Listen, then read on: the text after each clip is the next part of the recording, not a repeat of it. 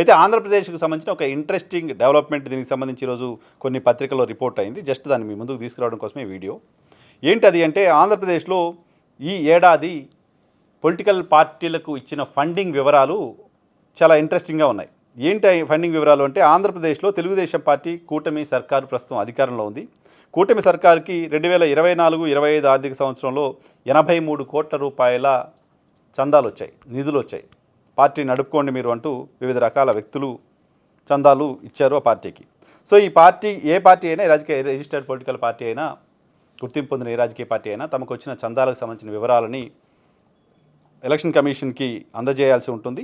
So ఆ election కమిషన్కి అందజేసే క్రమంలో ఆంధ్రప్రదేశ్కి సంబంధించిన రాజకీయ పార్టీలు, తెలంగాణకు సంబంధించిన రాజకీయ పార్టీలు ఏమిచ్చాయి ఎలక్షన్ కమిషన్కి, వాళ్ళు ఏం చెప్పారు అనే దానికి సంబంధించి వివరాలు బయటకు వచ్చాయి. ఆ వివరాల భాగంగా తెలుగుదేశం పార్టీకి 83 కోట్ల రూపాయల విరాళాలు వస్తే జనసేన పార్టీకి 25 కోట్ల రూపాయల విరాళాలు వచ్చాయి. వైఎస్ఆర్ కాంగ్రెస్ పార్టీకి 140 కోట్ల రూపాయల విరాళాలు వచ్చాయి. వైఎస్ఆర్ కాంగ్రెస్ పార్టీ ఆంధ్రప్రదేశ్లో అధికారాన్ని కోల్పోయి ఉంది. తెలుగుదేశం పార్టీ, జనసేన కూటమి అధికారంలో ఉన్నాయి. కానీ అధికారంలో ఉన్న రెండు పార్టీలకు కలిపి వచ్చిన చందాల కంటే 83 కోట్లు టీడీపీకి, 25 కోట్లు జనసేన పార్టీకి, ఇద్దరికి కలిపి 108 కోట్ల రూపాయల చందాలు వస్తే కేవలం వైఎస్ఆర్ కాంగ్రెస్ పార్టీకి 140 కోట్ల రూపాయలకు పైగా చందాలు వచ్చినట్లుగా ఆ పార్టీ అఫీషియల్గా ప్రకటించింది. ఆ పార్టీకి ఆ స్థాయిలో చందాలు ఇప్పుడు ఎవరిచ్చారు, ఆ స్థాయిలో చందాలు ఇవ్వడం వెనక రీజన్ ఏంటి అనే చర్చ పొలిటికల్ సర్కిల్స్లో జరుగుతుంది. జనసేనకు మొత్తం 175 మంది చందాలు ఇస్తే వైఎస్ఆర్ కాంగ్రెస్ పార్టీకి చందాలు ఇచ్చిన వాళ్ళ నంబర్ కేవలం 37 మాత్రమే. కేవలం 37 మంది 140 కోట్ల రూపాయల చందాలని వైఎస్ఆర్ కాంగ్రెస్ పార్టీ కోసం ఇచ్చారు. తెలుగుదేశం పార్టీకి గతంతో పోలిస్తే చందాలు తగ్గాయి.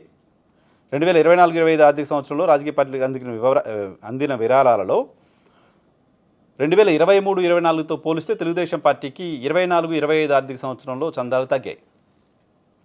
వైఎస్ఆర్ కాంగ్రెస్ పార్టీకి గణనీయంగా పెరిగాయి. ఇది దేనిని సూచిస్తోంది?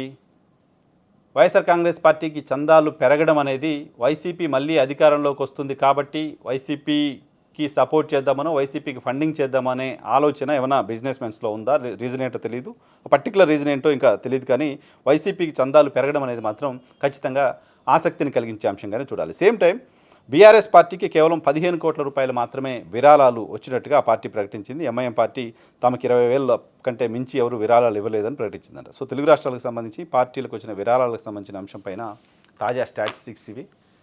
వైఎస్ఆర్ కాంగ్రెస్ పార్టీ రెండు తెలుగు రాష్ట్రాలను అత్యధికంగా విరాళాలు సాధించిన, సేకరించిన పార్టీగా నిలిచింది 24-25 ఆర్థిక సంవత్సరానికి.